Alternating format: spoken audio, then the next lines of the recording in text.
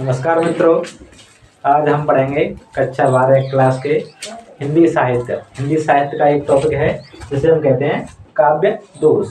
काव्य दोष आपके इतने बहुत ही महत्वपूर्ण है जो आपको समझने में थोड़ी कठिनाई होगी, परंतु हम इतने सरल तरीके से और शॉर्ट तरीके से बताएंगे कि आपको जल्द से जल्दी समझ में आ जाए और आप पेपर में अच्छी तरीके से कर सको। तो देखो, काव्य दोष हमारे बहुत तरीके के होते हैं, परंतु हम 8 तरीके के काव्य दोष आपको पढ़ाएंगे। देखो, काव्य दोष इतने अच्छे हैं कि आप एक बार देख लेंगे तो 100% आपको याद हो जाएंगे। तो देखें, सबसे पहला काव्य दोष है श्रुति कटुत्व दोष।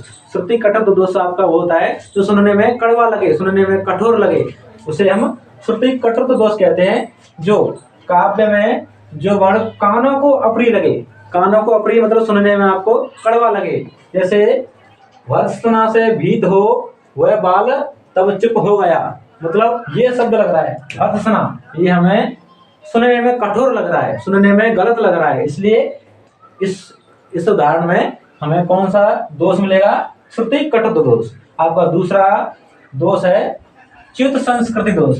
च्युत संस्कृति दोष। च्युत संस्कृति दोष वो होता है जो काव्य में व्याकरण के नियमों के प्रतिकूल शब्द का प्रयोग हो, मतलब व्याकरण में जो शब्दों का प्रयोग होता है उसके प्रतिकूल शब्द हो, उन शब्दों का प्रयोग ना हो। जिस तरीके से हम देखते हैं उदाहरण में, फूलों की लावण्यता देती है आनंद, मतलब फूलों की लावण्यता नहीं होता है, इसमें ये शब्द है, ये शब्द गलत प्रयोग किया गया है। इसका मतलब होता है, इसकी जगह होती लावण्य, या इसका मतलब होता है लावण्य, और लावण्यता देके ये व्याकरण दृष्टि से गलत दिया है, इसलिए इसमें च्युत संस्कृत दोष होगा। हमारा तीसरा दोष है अश्लील दोष। अश्लील शब्द से ही पता चल रहा है कि अश्लील का अर्थ क्या होता है कि ऐसे शब्द जिनका प्रयोग करने में हमें अश्लीलता महसूस हो। काव्य में घृणास्पद, लज्जाजनक, अश्लील शब्दों का प्रयोग हो, उसे हम अश्लील तत्व दोष कहते हैं। इस तरीके से उदाहरण देखते हैं, रावण के दरबार में स्थित अंगद का पाद, ये शब्द हमें अश्लील लग रहा है। अश्लील, इसका अर्थ तो पाद मतलब पैर दिया गया है, परंतु इसमें पाद शब्द को क्या है? अश्लील शब्द माना गया है। देखेंगे, अगला उदाहरण देखते हैं। अगला आपका ग्रामत दोष। अगला कौन सा है? ग्रामत दोष। ग्रामत शब्द का यही मतलब, ग्रामत दोष का कि ग्रामीण शब्दों का प्रयोग हो, जिसमें ग्रामीण शब्दों का प्रयोग हो, गांव जैसे गमारू शब्दों का प्रयोग हो, उसे ग्रामत दोष कहते हैं।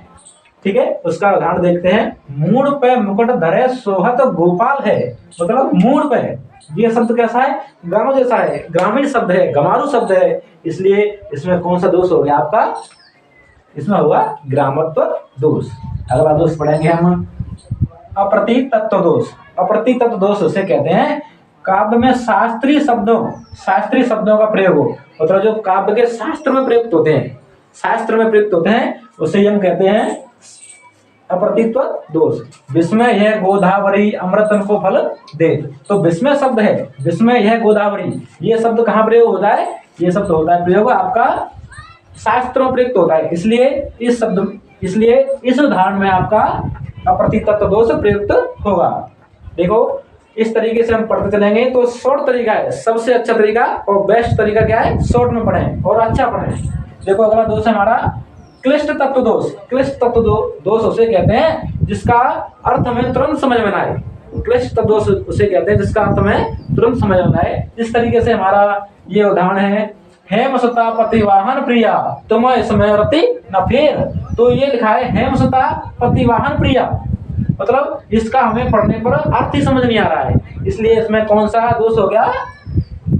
क्लिष्ट तत्व दोष। ठीक है, उसके बाद अगला है अक्रमत दोष। देखो, अक्रमत दोष वो होता है, अक्रमत जिसमें क्रम नहीं हो, अक्रमत मतलब क्रम नहीं हो। जिस तरीके से हम देखते हैं, विश्व में लीला निरंतर कर रहे हैं मानवी, तो ये मानवी शब्द है, ये क्या है? क्रम से नहीं रखा गया है, इसका क्रम गलत रखा गया है, इसलिए इसमें अक्रमत दोष बताया गया है। इसलिए हम अगले पर आगे बढ़ रहे हैं। अगला है दुष्क्रमत दोष। दुष्क्रमत दोष ये सबसे महत्वपूर्ण आपका बताया जाता है, दुष्क्रमत्व, क्योंकि इसमें और अप्रतीतत्व दोष में हम अंतर नहीं कर पाते, इसलिए इसको ध्यान से देखें। ये है आपका दुष्क्रमत्व। दुष्क्रमत्व का मतलब हो गया कि काव्य में शब्दों का शास्त्र अथवा लोक के विरुद्ध, लोक मतलब ये प्रचलित शब्दों का, जिस इस समय जो प्रचलित शब्द हैं उनके विपरीत शब्दों का प्रयोग किया जाता है, उसे क्या कहते हैं, लोक के विरुद्ध हम प्रयोग करेंगे। इस तरीके से निरप मोह कहें है दीजिए अथवा मस्त गजेंद्र, अगर हम इसमें देखेंगे तो इसमें क्या है, जो शास्त्रीय शब्द हैं, शास्त्रीय शब्द अथवा लोक के विरुद्ध क्रम किया गया है इसमें, मतलब क्रम गलत किया गया है। किसका? शास्त्रों के विपरीत क्रम गलत दिया है, इसलिए इसमें कौन सा हो गया, आपका हो गया दुष्क्रम दोष। आपके ये दोष खत्म हो सके हैं तो इस वीडियो को लाइक करें, कमेंट करें और शेयर करें। इस अगर अच्छी लगी हो तो अपने दोस्तों को शेयर करें, और जो भी अगला टॉपिक पढ़ना हो कमेंट में जरूर करें।